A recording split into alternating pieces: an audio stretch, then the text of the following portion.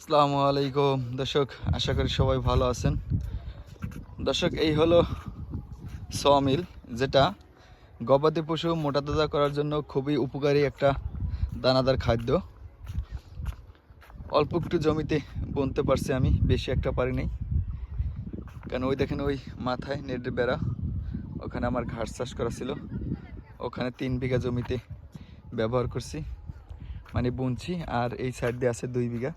আমাদের বরিশাল অঞ্চল 33 শতকে বিঘা, তা মোট 5 বিঘা 150 শতাংশ জমিতে সমিল বুনছি, যেহেতু মোটা তাজা করা একটা ছোট খামার আমার।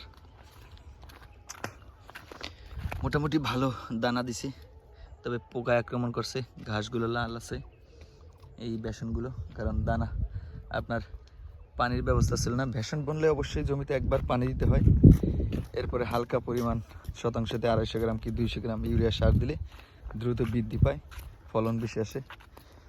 এবছর পানির ব্যবস্থা না থাকার কারণে ফলন কম আসছে, বৃষ্টি না হওয়ার কারণে বিশেষ করে। দেখেন, এই হলো সমিল।